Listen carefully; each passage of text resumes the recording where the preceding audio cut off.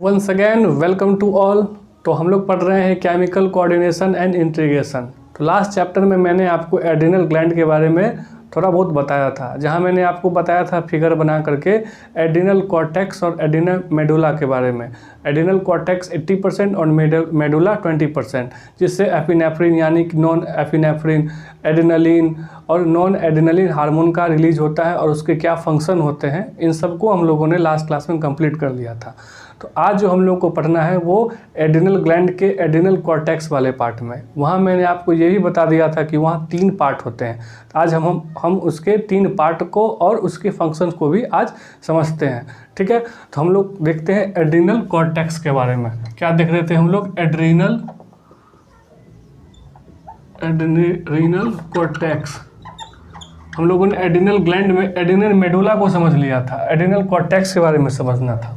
तो एक्चुअली मैंने आपको वहाँ पे भी बताया था फिगर बना करके, वहाँ जो आउटर मोस्ट होता है, इनर मोस्ट होता है और मिडिल पार्ट होता है, 3 पार्ट होते हैं। तो अगर आप ध्यान रखोगे, जो सबसे इनर आउटर पार्ट होता है उसको बोलते थे जोना ग्लोमेरुलोसा। क्या था? जोना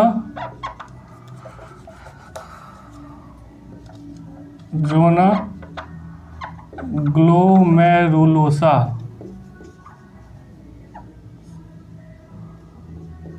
ठीक है, दूसरा पार्ट कौन सा था? मिडिल वाला पार्ट, उसको बोलते थे जोना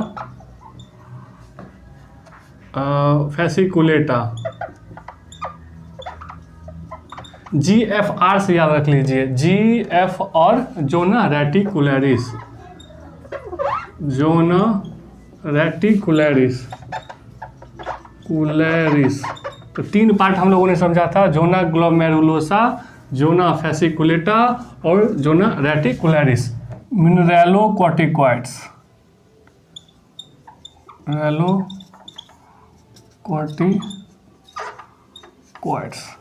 मतलब एड्रिनल कॉर्टेक्स के जोना ग्लोमेरुलोसा वाले पार्ट से एक प्रोटीन का प्रोडक्शन होता है, उसको बोलते हैं मिनरलोकॉर्टिकॉइड्स। नाउ अब यहाँ से जो प्रोटीन का प्रोडक्शन होता है उसको बोलते हैं ग्लूकोकॉर्टिकॉइड्स। ग्लूकोकॉर्टिकॉइड्स।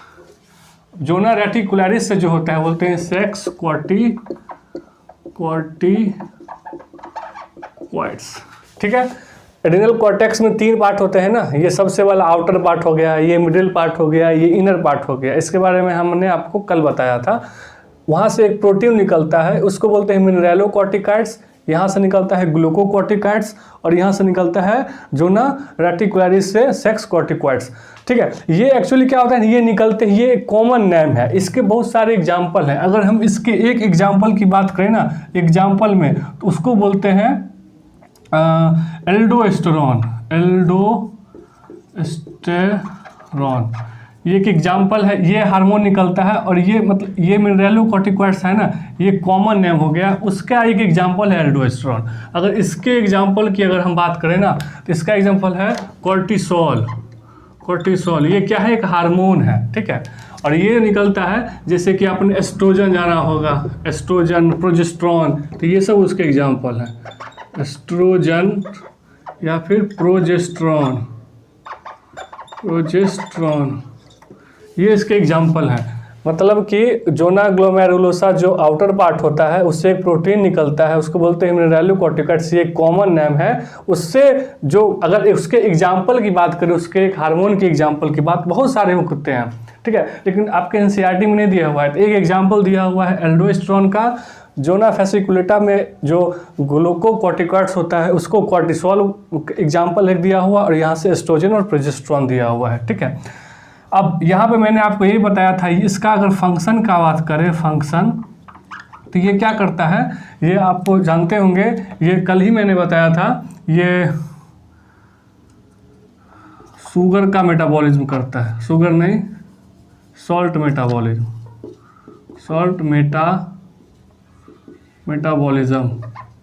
सॉल्ट का मेटाबॉलिज्म कराता है।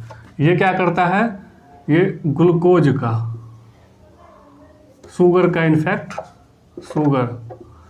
शुगर का मेटाबॉलिज्म करवाता है। वो ये क्या कराता है? सेक्सुअल हार्मोन ये प्रोजेस्टेरोन हो गया, प्रोजेस्टेरोन हो गया, सेक्सुअल हार्मोन ही तो है। तो यहाँ मैंने आपको बताया था ना, यहाँ पे एक हो गया एस, दूसरा एस और तीसरा एस, इन तीनों एस को मिला दोगे तो हो जाएगा 3S, इसलिए एड्रिनल कॉर्टेक्स को 3S ग्लैंड भी कहा जाता है। और पूरे एड्रिनल ग्लैंड की बात करें तो आपको एक मेडुला से जो निकलता है वो क्या करता है, स्ट्रेस हार्मोन है वो, इसलिए चारों एस मिल गया तो 4S, इसलिए पूरे एड्रिनल ग्लैंड को 4S ग्लैंड भी कहा जाता है। और अगर पर्टिकुलर एड्रिनल कॉर्टेक्स की बात करें ये 3S हो गया।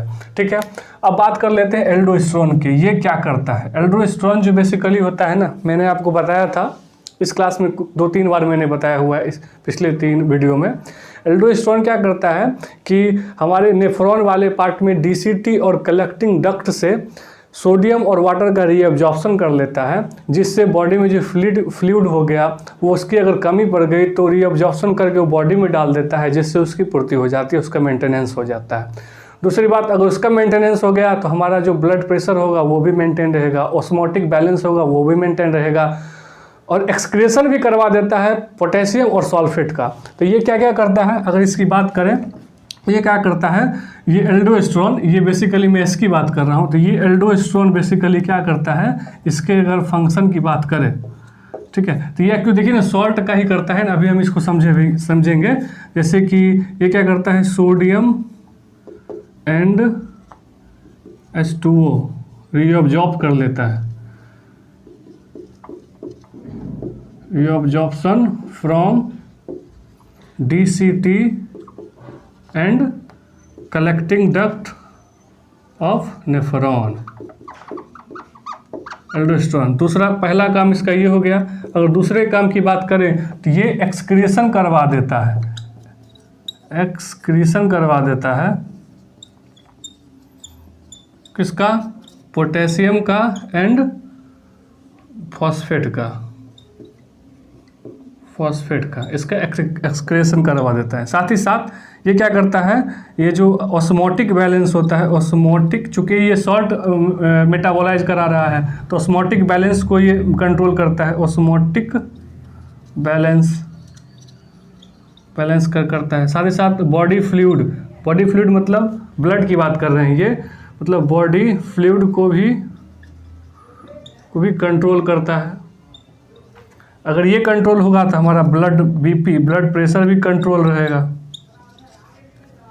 ठीक है, तो ये सब इसके काम हो गए। ठीक है, ये किसके, एल्डोस्टेरोन के। ये एल्डोस्टेरोन के कुछ फंक्शन हो गए, ये वाला काम हो गया एल्डोस्टेरोन का। एल्डोस्टेरोन जो होगा एक मिनरलोकॉर्टिकॉइड्स का एक एग्जाम्पल है ये वाला हार्मोन। ठीक है, ये एक देखिए एक्चुअली क्या होता है ना, ये एड्रिनल कॉर्टेक्स आप समझ रहे हैं ना, ये 3 पार्ट में डिवाइडेड होता है, जोना ग्लोमेरुलोसा, जोना फैसिकुलेटा, जोना रेटिकुलरिस। यहाँ समझ में आ गया। ये जो ग्लोमेरुलोसा है ना, ये एक प्रोटीन प्रोड्यूस करता है जिसको बोलते हैं मिनरलोकॉर्टिकॉइड्स। उसका एक एग्जाम्पल है ये वाला हार्मोन एल्डोस्टेरोन, वो ये वाला काम कर रहा है। ठीक उसी प्रकार हम लोग अभी देखेंगे जोना फैसिकुलेटा के बारे में। यहाँ से जो प्रोटीन निकलता है ना वो ग्लूकोकॉर्टिकॉइड्स है, उसका एक एग्जाम्पल है कॉर्टिसोल। ये अगर देखिए यहाँ पे कॉमन नाम, तो यहाँ पे शुगर को कंट्रोल कर रहा है, तो शुगर को कंट्रोल कर रहा है तो हमारा सारा एम अभी क्या होगा, अगर इसकी फंक्शन की बात करेंगे, जैसे हमने भी एल्डोस्टेरोन को देखा ना, कॉर्टिसोल का भी देखेंगे, तो ये क्या करता है ना, बॉडी में शुगर लेवल को बढ़ा कर रखता है, जस्ट लाइक ग्लूकागोन। पेनक्रियाज में जो अल्फा सेल से जो ग्लूकागोन निकलता है और वो क्या करता है, हमारे ब्लड में ग्लूकोज लेवल को बढ़ाता है, ठीक वही काम ये वाला काम करता है, यानी कि ग्लूकोकॉर्टिकॉइड्स प्रोटीन की जितने भी हार्मोन हैं, एग्जाम्पल में कॉर्टिसोल। तो ये क्या करता है, हमारा सारा एम क्या रहेगा कि ब्लड में ग्लूकोज लेवल को बढ़ा देना है। सेम वही बातें होंगी, ग्लूकोनियोजेनेसिस होगा, क्या होगा, ग्लूकोनियोजेनेसिस होगा।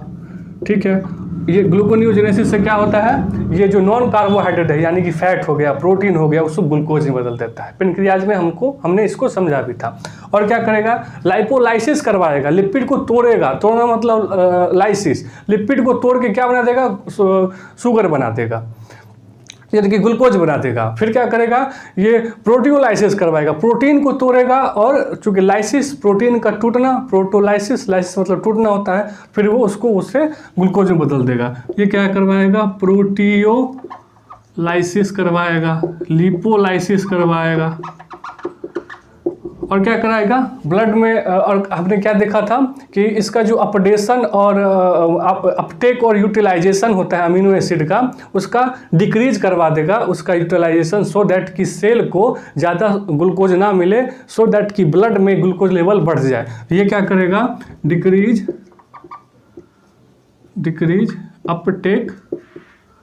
अपटेक एंड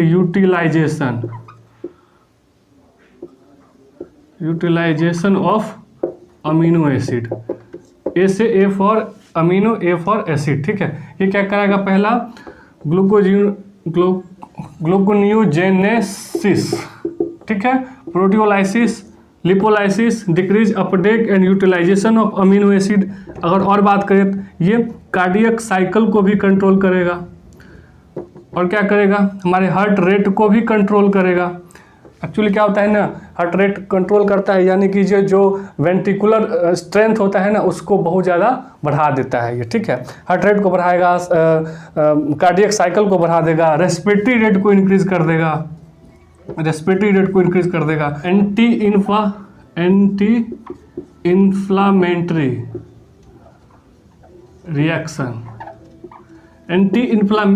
रिएक्शन को भी कंट्रोल करेगा। अगर वहीं देखें तो साथ साथ ही इसमें देखें तो हमारे इम्यून रिस्पॉन्स को भी सप्रेस कर देता है, सप्रेस इम्यून रिस्पॉन्स। और तो कुछ नहीं छूट गया, ठीक है। हाँ, देखिए इसके फंक्शन को ना याद रखना बहुत ज़्यादा जरूरी है। एल्डोस्टेरोन का जो फंक्शन हो, चाहे वो ये ग्लूकोकॉर्टिकॉइड्स का जो फंक्शन हो, इसके फंक्शन को एक बार और समझिए अच्छे से। बेसिकली एम क्या होगा, ब्लड में ग्लूकोज लेवल को बढ़ा देना। तो कैसे बढ़ेगा, सेम कहानी होगी, ग्लाइकोनियोजेनेसिस करके, मतलब नॉन कार्बोहाइड्रेट यानी कि प्रोटीन और फैट को तोड़ करके ग्लूकोज में बदल देगी, या फिर प्रोटियोलाइसिस, प्रोटीन को तोड़ करके ग्लूकोज में बदल देगा, प्रोटियोलाइसिस, लिपोलाइसिस, फैट को तोड़ करके ग्लूकोज में बदल देगा, ग्लूकोज बढ़ जाएगा। और क्या करेगा, इनहिबिट कर देगा, यानी कि डिक्रीज कर देगा utilization and uptake of amino acid, so that कि सेल को ज़्यादा मात्रा में ग्लूकोज ना मिले, सो दैट कि ब्लड में ही ग्लूकोज बढ़ता चला जाए, बढ़ जाए। साथ ही साथ देखें तो कार्डियक साइकिल को, यानी कि जो वेंट्रिकल होता है ना, वेंट्रिकल वाला पार्ट, उसके कॉन्ट्रैक्शन को ये इंक्रीज कर देगा। साथ ही साथ हार्ट रेट को बढ़ा देगा, कार्डियक साइकिल को बढ़ा देगा, रेस्पिरेटरी रेट को बढ़ा देगा, सप्रेस कर देगा इम्यून सिस्टम को, उसके इम्यून रिस्पॉन्स को, और साथ ही साथ एंटी